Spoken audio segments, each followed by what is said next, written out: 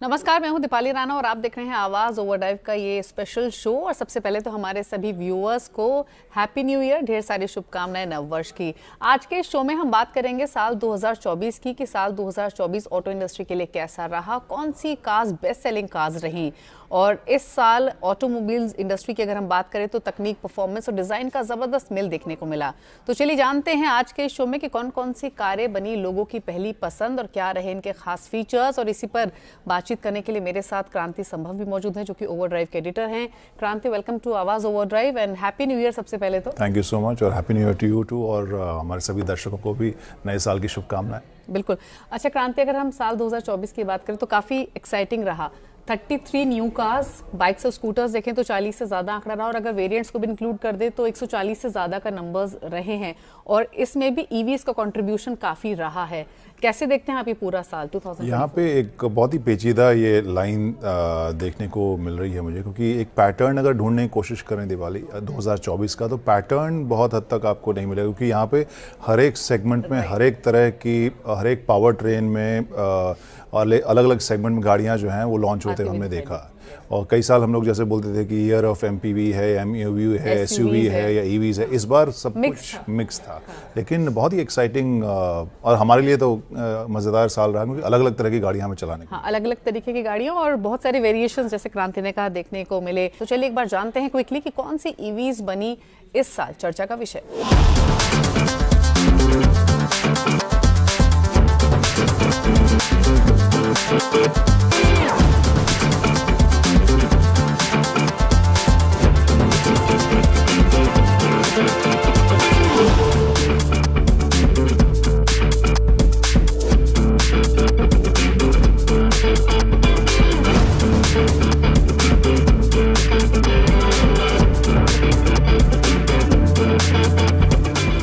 तो क्रांति, अगर ईवी की बात करें तो अगेन जितना वेरिएशन हमने ओवरऑल ऑटो इंडस्ट्री में देखा है उतना ही वेरिएशन हमने ईवी सेगमेंट में भी देखा है। हमने छोटी एसयूवीज भी आते हुए देखी हैं, लग्जरी ईवीज भी मर्सिडीज की तरफ से आई हैं, सेडान ईवीज भी हमने आते हुए देखी हैं।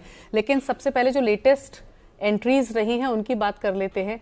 महिंद्रा की दोनों इलेक्ट्रिक गाड़ी, अगर डिज़ाइन और फीचर्स की बात करें तो कितने मार्क्स आप देंगे, कहाँ स्कोर करेंगे इन दोनों, क्योंकि डिज़ाइन स्पेशली सबसे ज़्यादा चर्चा का विषय रहा है। एग्जैक्टली। और जो कॉन्वर्सेशन है, जो अगर मैं ईवी के पूरे ट्रेंड को बूस्ट करने के लिए अगर हम क्रेडिट देंगे तो वहाँ पे शायद 10 में से 9 देना पड़ेगा, क्योंकि जिस तरीके से उसके इर्द गिर्द जो डिस्कशन हुआ है, एवरीवन स्टार्टेड कि पूछने लगे। जो अभी कुछ महीने पहले तक जब लोग पूछते थे कि कौन सी गाड़ी लें तो वहाँ पर पहले सजेशन में ईवी नहीं आते थे, लेकिन अचानक से अब सवाल में आने लगे कि आपने ईवी क्यों नहीं बताया। हाँ। तो एक उसका क्रेडिट देना पड़ेगा कि जो उन्होंने कॉन्वर्सेशन है उसमें बहुत ज़ोरदार उसमें पुश दिया। दूसरी चीज़ जो है, जिस तरीके के कैपेबिलिटीज़ और फीचर्स लेके आई है महिंद्रा इन दोनों गाड़ियों में, हमें लगता है कि बहुत दिनों से जो डिस्कशन चल रहा है कि इंडियन मैन्युफैक्चरर्स जो हैं वो ग्लोबल सिनेरियो में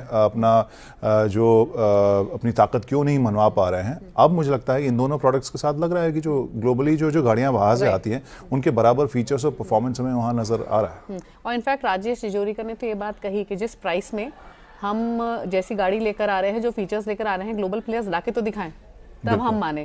तो डेफिनेटली है, लेकिन आपको लगता है कि ये दोनों गाड़ियां जब डिलीवरीज होंगी 2024 में तो ईवी मार्केट में एक नई किस्म की जर्नी शुरू होती हुई दिखाई देगी? मुझे लग रहा है कि 2025 अगर हम देखें तो 2-3 चीज़ों के हिसाब से मुझे इंपॉर्टेंट लगता है, जिसमें से एक महिंद्रा की गाड़ियां भी हैं ईवीज़ को लेकर। लेकिन मुझे एक और चीज़ से उम्मीद है, वो है महिंद्रा के अलावा अगर हम देश की नंबर 1 कार कंपनी को देखें, मारुति भी ईवी लेकर आ रही है। तो मुझे लगता है कि जो कॉन्वर्सेशन है वो बहुत बड़ा अब ब्रॉड बेस होने वाला है, क्योंकि नंबर 1 कार कंपनी जब कुछ भी करती है तो वो छोटे लेवल पर करती नहीं है।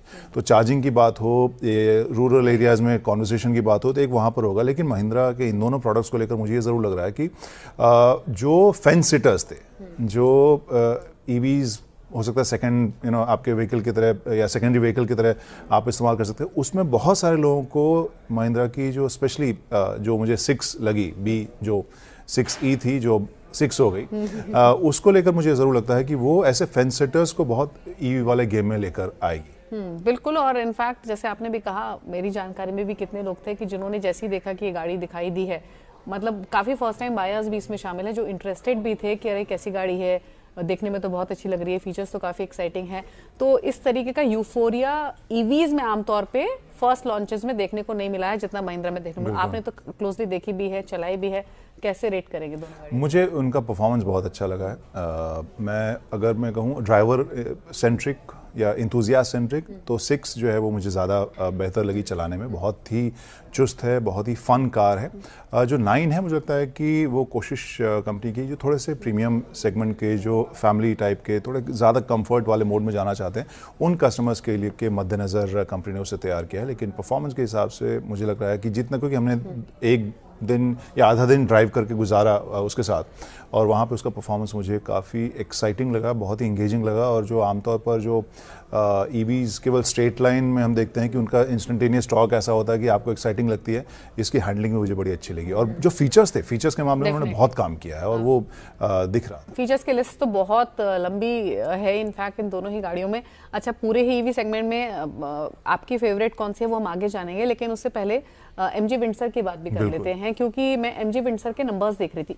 इससे पहले जो एमजी की ईवीज आई उनकी इतनी एक्साइटिंग सेल्स नहीं रही हैं। कॉमेट को कंपनी ने काफी पुश करने की कोशिश की, लेकिन उतनी एक्साइटिंग नहीं रही। लेकिन विंडसर के नंबर्स अगर आप पिछले 3 महीने के देखें, कंसिस्टेंटली बिक रही है। 3000 से ज्यादा यूनिट्स अक्टूबर में रही, 3100 के आसपास की यूनिट्स नवंबर में भी रही। मतलब टाटा को काफी टफ कंपटीशन विंडसर ने दिया है। ये जो बास स्ट्रैटेजी वो लेकर आए, जो बैटरी रेंटल कॉस्ट काफी कम हुई इस फीचर की वजह से, क्या ये काम कर रहा है? बिल्कुल। यहाँ पे अगर आप देखें, आपको मुझे याद नहीं कि हम दोनों के जो मीडिया ड्राइव्स होती हैं उसमें हम दोनों का सेम था या नहीं, लेकिन उस दिन मैंने देखा गाड़ी से ज्यादा डिस्कशन बास पे हो रहा था। और आप अगर देखिए, एमजी ने उसमें बहुत ही स्मार्टली जो काम किया है, इलेक्ट्रिक व्हीकल्स को लेकर जो 3-4 सवाल हैं आमतौर पर जो कस्टमर्स को आज की डेट में पता है, पहले 1-2 साल पहले केवल रेंज एंग्जाइटी और इंफ्रास्ट्रक्चर की बात होती थी। अब उसके अलावा यूज कार, अगर हम रीसेल की बात करें, वो बात करें, मेंटेनेंस की बात करें, वहाँ पर 2 चीज़ें, बैटरी कॉस्ट की बात करें, ये 2 चीज़ें जो एमजी ने की, मुझे लगता है काफ़ी मार्केटिंग या रीच के हिसाब से बहुत अच्छा हुआ। एक तो बास था जिसकी वजह से वो बिना बास के जब प्राइस उन्होंने अनाउंस किया तो बहुत ही कम कीमत लगी। आई एम नॉट श्योर कि बहुत सारे कस्टमर अभी भी बास ऑप्ट कर रहे हैं या नहीं, क्योंकि थोड़ा सा पेचीदा है, बट कंपनी ने बताया कि भाई ये बैटरी का कॉस्ट अलग से है, गाड़ी इतने की। तो एक मुझे लगता है कि एक लोगों के जहन में वो घुसे कि हाँ इतनी महंगी भी नहीं है। दूसरी चीज़ जो मुझे इंटरेस्टिंग लगी, जो इन्होंने बायबैक का स्कीम दिया, वो जो हाल फिलहाल में मैंने अगर विदेशी मार्केट में देखें, ईवीज़ के सेल्स के डाउन होने की एक वजह ये भी बताया जा रहा था कि जब बैटरी रिप्लेसमेंट का कॉस्ट होगा वो कितना ज़्यादा होगा। तो इन्होंने जब कहा कि भाई हम आपसे 60% वैल्यू में गाड़ी खरीद लेंगे, तो एक कस्टमर को लगा कि हाँ चलिए 3 साल के बाद, मतलब पैसे लगा रहे हैं हम तो सेफ है, मतलब exactly. कहीं ना तो कहीं थोड़ा फ्यूचर प्रूफ करते हुए, तो ये 2 जो उन्होंने बड़े, आई मीन चार्जिंग वाला भी उन्होंने किया था, बट मोस्टली जैसा हम एमजी, टाटा मोटर सभी कहते हैं कि 90% के आसपास चार्ज जो है घर पे ही लोग करते हैं। तो ये तीसरा भी अच्छा फीचर था जो उन्होंने बाहर पब्लिक चार्जिंग फ्री की थी, जो उन्होंने एक ई हब बनाया है। लेकिन ये दोनों जो कदम थे, मुझे लगता है कि बहुत ज़्यादा कस्टमर को रीएश्योर करने के लिए काफ़ी थे। अच्छा, टाटा की बात करें तो टाटा पंच ईवी और टाटा कर्व ईवी, ये 2 आते हुए दिखाई दी। और अगेन यहाँ भी मैं सेल्स नंबर्स चेक कर रही थी, इनके ice variants comparatively better perform कर रहे हैं, ईवीज उतना अच्छा परफॉर्म नहीं कर रही हैं। कॉस्टिंग भी अगर देखें तो 20 से 26 लाख में टाटा कर्व ईवी आ जाती है और पंच ईवी 13 से 17 लाख में।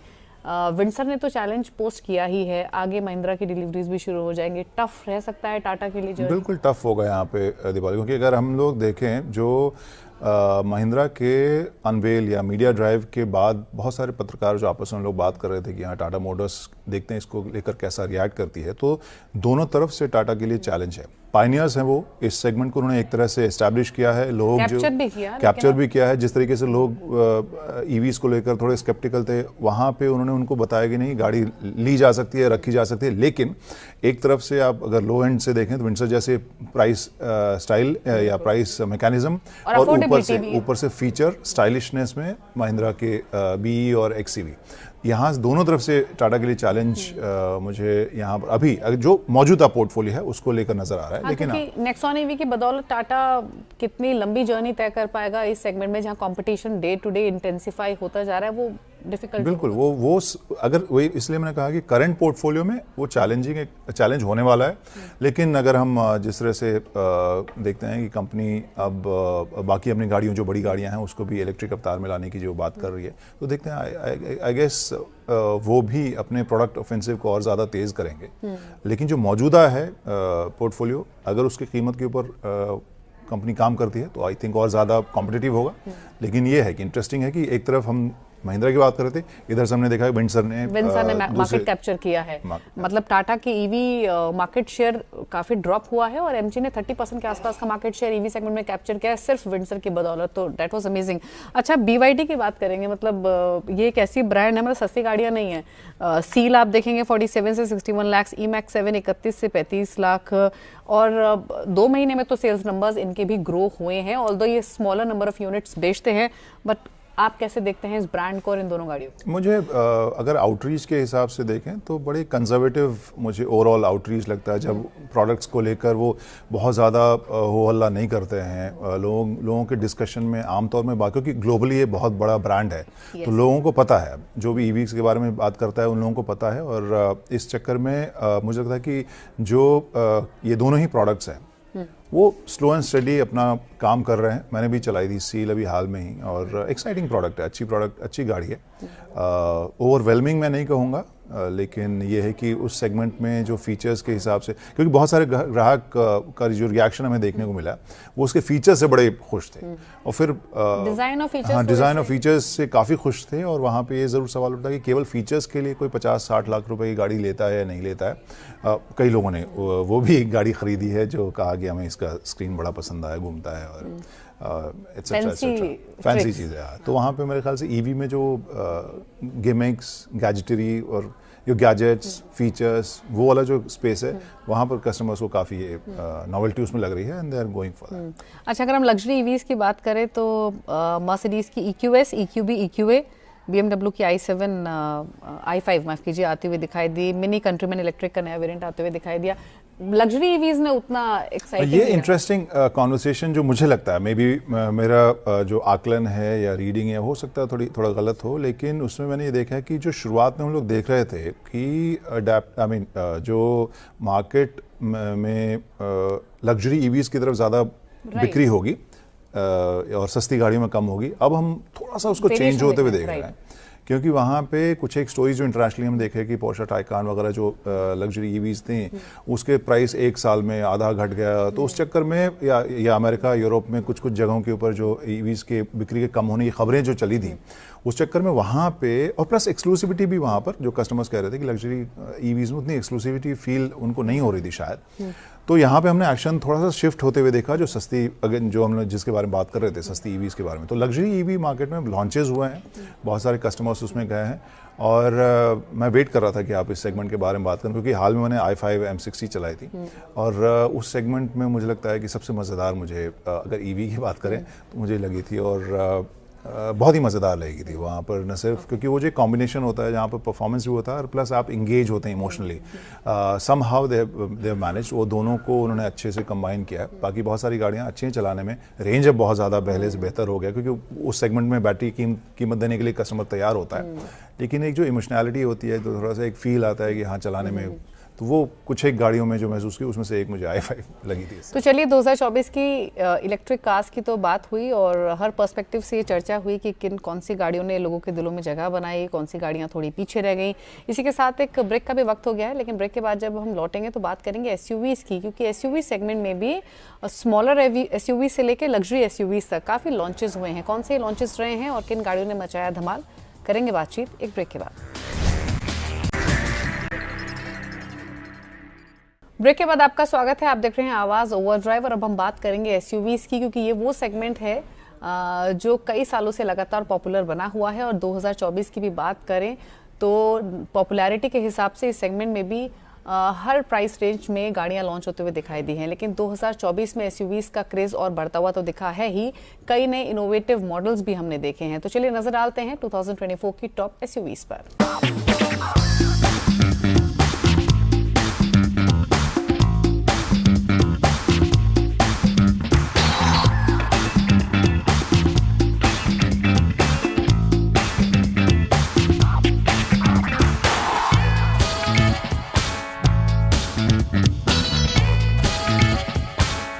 तो क्रांति, अगर हम इस सेगमेंट को देखें तो साल की शुरुआत में किया सोनेट अपडेटेड वर्जन में आई थी, और अगर हम साल के अंत की बात करें तो स्कोडा काइलैक चर्चा में रही है। ये भी एक इंटरेस्टिंग प्रोडक्ट है 9 से 17 लाख की रेंज में। और इसके अलावा तो हमने काफ़ी मॉडल्स आते हुए देखी, हमने क्रेटा भी आते हुए देखी, थार रॉक्स भी रही, फोर्स गुरखा 3 डोर 5 डोर भी हमने आते हुए देखी, और इसके अलावा तो लग्जरी एसयूवीज की बात करें तो मर्सिडीज की जी वैगन भी रही। लेकिन स्कोडा काइलैक से शुरुआत कर लेते हैं। कंपनी ने कंसिस्टेंटली मेंटेन किया है कि अगर इंडियन मार्केट में जगह बनानी है तो मास मार्केट एसयूवीज लानी पड़ेगी, और उसी स्ट्रैटेजी के तहत वो काइलैक लाए हैं। कैसा लगा आपको ये प्रोडक्ट? लेट लगा है, तो ये प्रोडक्ट ऑब्वियसली वो उनको पहले लाना चाहिए था, और स्पेशली प्राइसिंग के हिसाब से, क्योंकि यहाँ पे अगर आप compete करना चाह रहे हैं तो फिर भारत जैसा कॉम्पिटिटिव मार्केट तो उनको मिलेगा नहीं। तो वहाँ टाइमिंग को अगर छोड़ दें, प्रोडक्ट मुझे बढ़िया लगी। जिस हिसाब से उस सेगमेंट में कुछ एक बहुत ही कम चीज़ें ऐसी हैं जहाँ पर आप compete कर सकते हो, क्योंकि सभी स्पॉट इतने सारे प्रोडक्ट हैं, सभी की कुछ ना कुछ खासियत है। ऐसे में जब आप एक बिल्ड क्वालिटी, ड्राइव क्वालिटी, जिस तरीके से उसकी हैंडलिंग है, जो पार्ट पुर्जों की बनावट है, दरवाज़ों की बनावट है, ओवरऑल जो ठोस एक आपको फील आएगा, और प्लस ठीक ठाक साइज़ का उसमें लगेज स्पेस भी है, तो जो भी बॉक्सेस टिक करने वाली बात होती है, ये काइलैक मुझे सभी जो बॉक्सेस है वो टिक करती नज़र आ रही है। प्राइसिंग भी काफ़ी कॉम्पिटिटिव उन्होंने रखा है मेरे हिसाब से, और वहाँ मुझे लग रहा है कि एक इसको लेकर जो बज़ है, शायद नंबर ऑफ़ बुकिंग्स बहुत ज़्यादा रिलाय नहीं करता हूँ मैं, उनके ऊपर बहुत ज़्यादा भरोसा नहीं होता है मुझे एग्जैक्टली जब गाड़ियाँ आने लगी, लेकिन जो अभी अनाउंस किया है उस हिसाब से जो हम बात कर रहे हैं लगभग वही दिख भी रहा है नंबर ऑफ बुकिंग। लेकिन जिस प्राइस रेंज में आई है, इस प्राइस रेंज में भीड़ बहुत है, जगह बना पाएगी मतलब? वही मैं कह रहा था कि वहाँ एक मतलब सभी जो प्रोडक्ट्स हैं, कोई अपने फ्यूल एफिशिएंसी के लिए जाने जाती है, कोई अपने ब्रांड के लिए जानी जाती है, कोई अपने हैंडलिंग के लिए। तो यहाँ पे एक जो स्कोडा के साथ एक प्रीमियमनेस भी थोड़ा सा इंडियन कस्टमर्स के जहन में थोड़ी सी वो प्रीमियम ब्रांड ज़्यादा है, तो वहाँ आई गेस उस प्रीमियमनेस को अगर आप इस सेगमेंट में लेकर आ रहे हैं, कॉम्पिटिटिव प्राइसिंग के साथ लेकर आ रहे हैं, तो बहुत सारे कस्टमर जिनको एक ब्रांड फटीग भी हो गई कि हाँ हिंडई, मारुति या टाटा गाड़ियाँ नहीं लेनी, उनके लिए एक अलग ऑप्शन भी है। प्लस वैल्यू के हिसाब से भी अगर हम देखें तो एक अच्छा प्रोडक्ट है ओवरऑल पैकेज। अच्छा, मैं एक ऐसे गाड़ी की बात करूंगी, मतलब एक ऐसे प्राइस रेंज की 20 से 26 लाख वाला, जिसमें एक तरफ महिंद्रा की थार रॉक्स आती है जिसको लॉन्च से पहले ही प्यार मिलना शुरू हो जाता है, इतना यूफोरिया हो जाता है। दूसरी तरफ आपको फोर्स गुरखा भी मिलती है 3 डोर 5 डोर, जो कि काफ़ी अच्छा प्रोडक्ट है। कैसे आप मतलब अगर कंपैरिजन करें थार रॉक्स फोर्स गुरखा, आप कैसे रेट करेंगे, क्या कहेंगे? मेरे ख्याल से जो यहाँ सबसे बड़ा जो फ़र्क है वो तो मेरे ख्याल से ब्रांड का ही है, क्योंकि यहाँ पर ब्रांड के एक्सेस को लेकर देखें, कस्टमर्स में ब्रांड के एक्सेप्टेबिलिटी को लेकर देखें, ट्राइड एंड टेस्टेड बाकी प्रोडक्ट्स को लेकर देखें, तो वहाँ पे महिंद्रा के साथ वो ज़्यादा बहुत आसानी से वो कनेक्ट जो कस्टमर्स हैं वो कर पाते हैं।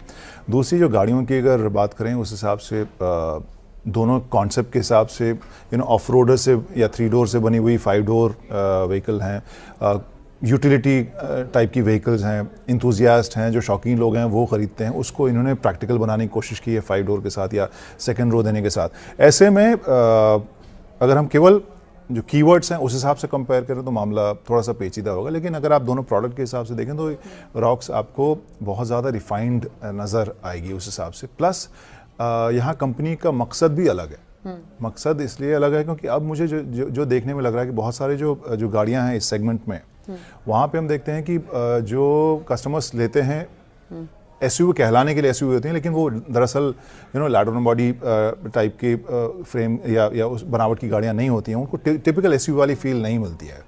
उन ग्राहकों को जहाँ पर क्रेटा सेल्टॉस या मान लीजिए विटारा टाइप का जो सेगमेंट है, वहाँ से बहुत से ग्राहक जो एक्चुअल थोड़ी एसयूवी टाइप की गाड़ी चाहिए वो भी इधर छिटक के आ रहे हैं।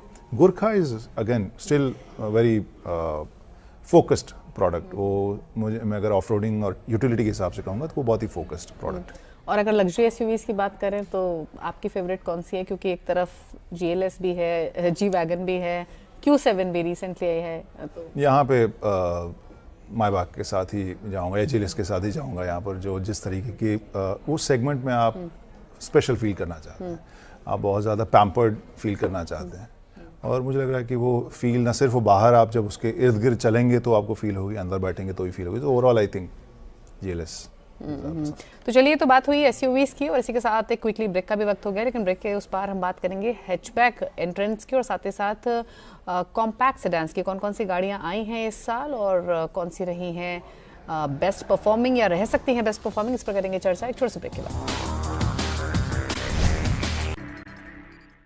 ब्रेक के बाद आपका स्वागत है। आप देख रहे हैं आवाज़ ओवरड्राइव और हम बात करेंगे छोटी गाड़ियों की, जहां पर माइलेज और लो मेंटेनेंस की बात तो आती ही है, लेकिन हैचबैक और कॉम्पैक्ट सेडान गाड़ियां ज़रूर इस सेगमेंट में आते हुए दिखाई दी। तो साल 2024 नए सेगमेंट में यानी नए लॉन्चेस के हिसाब से तो कोई नई एंट्रेंट्स नहीं रही, लेकिन जो पॉपुलर कार्स रही वो अपने नए अवतार में ज़रूर आते हुए दिखाई दी हैं। इसमें मारुति स्विफ्ट का नाम आता है, होंडा अमेज का आता है, मारुति के स्विफ्ट डिज़ायर का आता है। तो क्विकली दिखाते हैं इन गाड़ियों की एक झलक।